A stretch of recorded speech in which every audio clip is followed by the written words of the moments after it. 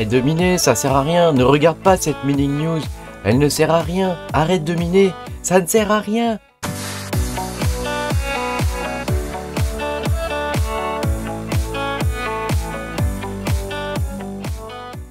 Bonjour les amis, bienvenue dans cette mining news numéro 23 où on va regarder qu'est-ce qui s'est passé depuis la dernière mining news qui remonte quand même maintenant à bien 3 semaines facilement. Pense à mettre un petit pouce bleu et à t'abonner à la chaîne si t'es pas abonné. Je te rappelle que tu peux me soutenir en cliquant sur le bouton rejoindre sous la vidéo. Tu auras la plupart de mes vidéos en avance. Merci beaucoup, allez on peut commencer. Bon, entre temps, moi j'ai eu le Covid, donc forcément, voilà, je suis encore un peu éclataxe, enfin ça va passer, comme on dit. Donc voilà, donc je vous fais voir un petit peu ce qui s'est passé depuis 2-3 semaines là dans le monde du minage. Il s'est passé évidemment énormément de choses. Donc comme d'habitude, on va dérouler les choses avec une démarche un peu en entonnoir, c'est-à-dire on regarde déjà au niveau du marché comment on est.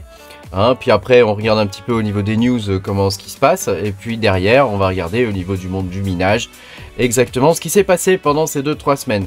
Alors on commence avec le SP500, donc comme on peut le voir on est toujours dans notre range ascendant, n'est-ce pas? C'est comme ça que je l'appelle, voilà, sachant que moi je ne suis pas du tout un trader, donc je suis un mineur dans son garage, donc appelez ça comme vous voulez, moi j'appelle ça voilà, un petit range ascendant, voilà, donc on peut voir que pour nous, tant qu'on reste là-dedans, le SP500 c'est la cotation des 500 plus grosses entreprises aux États-Unis, donc bon, à partir du moment où ça monte c'est plutôt pas mal, donc là on reste dans nos objectifs, on est plutôt bon. Au niveau de la valeur du dollar, le dollar index, là par contre, comme tu peux le voir, on a une jolie remontée, donc ça c'est pas génial. On est toujours dans le range, mais enfin ça reste quand même pas génial.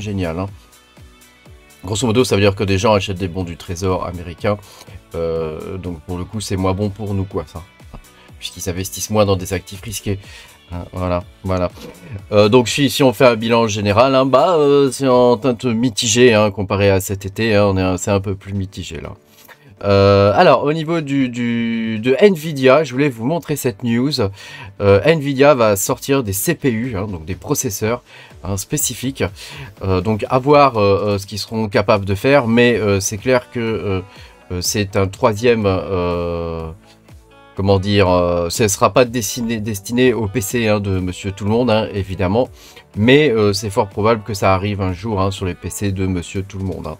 Donc voilà, ce sont des processeurs qui sont pour l'instant pour les data centers, mais voilà, vous savez, rappelez-vous, il y a quelques temps, ils voulaient racheter ARM. Bon, on voit qu'ils ont quand même continué à développer leur CPU, donc bon, à voir ce que ça va donner. Cela dit, je pense qu'on aura fort à faire dans l'avenir avec ce type de processeur. On va savoir si ça peut miner. Et surtout à combien ça mine. Autre chose, FTX, voilà, ça faisait longtemps qu'on n'en avait pas parlé. Donc je sais pas si tu reçois comme moi les mails de FTX te disant d'aller faire un KYC, d'aller retirer tes sous, etc. Voilà, moi j'ai que dalle dessus, je vais pas faire un KYC juste pour ça. Donc vous savez que moi je limite au maximum les KYC, j'en ai un sur Binance et puis terminé. Voilà, donc vous voyez la bourse crypto là, FTX, pour le coup, voilà, ils vont vendre 3,4 milliards de dollars. Alors ça va se faire dans le temps, d'actifs en crypto-monnaie, voilà. On notera quand même qu'il y a pas mal de crypto de type Solana dans le tas, donc bon, ceux qui ont du Solana, je vous souhaite bonne chance, voilà. Après, il y a encore des XRP, voilà, des bitcoins, etc. Mais enfin, le plus dangereux, je pense, ce sera surtout pour le Solana, qui a déjà un cours extrêmement fragile. Voilà, autre chose que je voulais vous montrer, c'est le Toncoin qui fait son entrée dans le top 10 sur CoinMarketCap, donc pour moi c'est une grande nouvelle, puisque c'est une crypto que je vous ai présentée en 2021, il me semble. Voilà, 2 ans plus tard, là voilà dans le top 10, en espérant que Kaspa fasse la même, c'est fort probable. Moi je pense que dans les cryptos qu'on a minées, il y en a quelques-unes qui vont arriver dans le top 10, et donc fatalement il y a d'autres cryptos qui vont dégager du top 10, comme je vous invite à aller regarder ma vidéo Dead Money, il y a pas mal de cryptos qui sont dans le top 10 qui n'ont plus rien à y faire. Et elles vont fatalement se faire dégager et être remplacées. Voilà, CoinEx, hein, il y a eu un hack énorme sur CoinEx, hein, donc les retraits ont été bloqués pendant une semaine et demie. C'est en train de revenir, hein, on peut désormais refaire des retraits, mais voilà, il y a quand même 70 millions de dollars qui ont été hackés, c'est quand même une très grosse somme, hein, sachant qu'ils ont commencé par minimiser le truc, hein, ils disaient qu'il y avait 26 millions, 28 millions au départ, hein, puis après ça a augmenté à 54 millions, enfin bon. Voilà, après eux, ils ont une assurance, ils ont tout ce qu'il faut, voilà, Connex, de mon expérience, ils ont toujours été très sérieux, voilà, j'espère que ce hack va pas leur porter, va pas les couler, voilà, j'espère que ça va pas les couler, faites attention si vous avez des fonds là-bas, évidemment, hein, parce que c'est un des exchanges que j'apprécie, voilà, il n'y a pas de KYC, il n'y a pas non plus de conversion vers dollar, hein, donc, voilà. Autre nouvelle, hein, rappelez-vous de Ethermine, hein, toutes les grandes poules d'Ethereum, un an plus tard, elles quittent tout le navire, elles se ferment.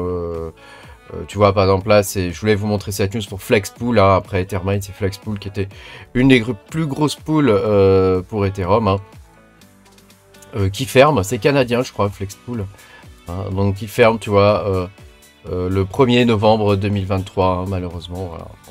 Bon, c'est dommage. Alors pour ceux qui sont sur le Chia et qui utilisent leur miner spécifique Chia, bah va falloir reploter, je pense les gars. Je sais pas. Je sais pas. Moi je l'utilise pas. Moi je suis sur Spacepool, donc qui est la pool officielle, hein, de Chia. Hein. Mais là, je saurais pas vous dire là. Je saurais pas vous dire. Voilà. Je voulais vous partager aussi ça. Kaspa a été listé sur non KYC. Je voulais vous parler de cet exchange parce que je trouve qu'il y a de plus en plus de coins intéressants qui sont listés dessus. Hein, donc je pense qu'on va avoir un SGEG bis, un SGEX bis avec non KYC. Hein, l'exchange ressemble beaucoup, hein, donc après bon à voir ce que ça va donner. Hein, mais il y a quand même déjà plus de 300 cryptos qui sont listés dessus, donc à voir. Hein, et en tout cas ils ont été listés sur CoinGecko, donc c'est plutôt pas mal ça. C'est plutôt une bonne nouvelle. Hein. Bon, à voir. Hein. Voilà, je voulais vous montrer ça aussi. F2 Pool, hein, donc qui est une des plus grosses poules au monde, hein, a listé le Dinex. Donc ça, pour moi, c'est un signe. Hein. Ça, où est-ce qu'il est le Dinex? Ils l'ont listé. Alors, il est où? Ah, il est là. Je suis con, il est là. Voilà, ils ont listé le Dinex. Hein, donc ça, c'est un signe, hein, que un coin GPU arrive sur ce type de pool. Habituellement, c'est très bon signe. Hein, c'est très bon signe pour le coin en question. Hein, donc, si vous minez du Dinex, moi j'en mine toutes les nuits du Dinex. De 22h à 6h du matin, je mine du Dinex. Voilà. Parce que c'est le moment où l'électricité est pas chère en attendant que je m'équipe, hein, de panneaux solaires. Hein, pour essayer de payer le moins cher possible mon minage de crypto-monnaie. En parlant de ça, je voulais vous montrer ça. Je ne suis pas sponsorisé ni rien du tout, hein, mais on commence à trouver. Donc là, j'ai pris ce site, hein, mais il y en a d'autres. Hein, il y a Shop Discount, etc. Hein. Voilà, il y a toutes sortes de sites où on peut trouver des panneaux solaires, tu vois, pas trop chers, qu'on branche sur les prises. Voilà, là c'est 1440 watts. Hein, donc là, tu poses tes machins dehors, hein, tu plugues ça sur ta prise et terminé quoi. Hein. Donc c'est facile à poser pour 1000 balles, tu as 1440 watts, hein, donc tu auras 1000 watts peut-être, hein, à peu près dans la journée, si tu arrives à les orienter correctement, hein, tu mets ça par terre. Hein, voilà. Je voulais vous dire que c'était quelque chose qui était faisable. Hein, voilà. Autre chose que je voulais vous partager, toujours concernant Kaspa, hein, c'est le support sur Ledger de Kaspa qui devrait bientôt arriver. Hein. Moi j'attends toujours le support de Ergo, ça fait 2 ans qu'il le développe. Qu'est-ce que vous foutez sur Ergo? Il nous faut Ergo sur Ledger quand même. Hein, c'est le minimum, hein, c'est quand même un coin intéressant. Voilà, Alephium a été listé sur Xagex, donc ça c'est vraiment une bonne chose. Parce que je trouve que Alephium, qui est un super coin, hein, que je vous ai présenté il y a plus de 2 ans hein, maintenant, hein, ça remonte à un bail. Hein. À l'époque c'était plus rentable que TH hein, de miner de l'Alephium. Hein. Et ben donc ils commencent à être listés maintenant sur de plus en plus d'exchanges, donc ça c'est vraiment une bonne chose. La communauté commence à prendre les choses en main, donc moi je suis très content de ça. C'est un coin qui le mérite, il était listé que sur gate.io, c'est un gros risque quand même pour un coin d'être listé que sur un exchange. Hein. Donc depuis ils ont été listés sur Tradogre, bon que j'aime bien, mais enfin voilà, moi si je peux passer par Xavex ou d'autres, je préfère hein, quand même. Je trouve qu'au niveau de la convivialité, c'est quand même un petit peu plus sympathique. Voilà. Et puis, dernière news que je voulais vous partager, c'est Zephyr, hein, qui n'en finit pas de grossir. Encore une CPU, hein, je le mine actuellement.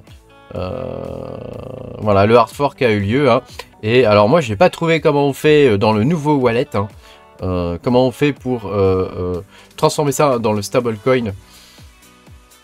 Pour rappel, hein, c'est un stablecoin qui ressemble beaucoup à celui qui est utilisé sur Ergo. Hein. Mais voilà, j'ai pas trouvé comment on fait pour l'instant, donc peut-être que c'est pas encore possible, mais que ça va venir dans l'avenir. C'est un peu idiot de dire ça, mais ça va venir dans l'avenir, quoi. Voilà. Merci beaucoup d'avoir regardé cette vidéo. Pense à mettre un petit pouce bleu puis à t'abonner à la chaîne si tu n'es pas abonné. Et puis moi, je te dis à bientôt pour de nouvelles aventures. Salut!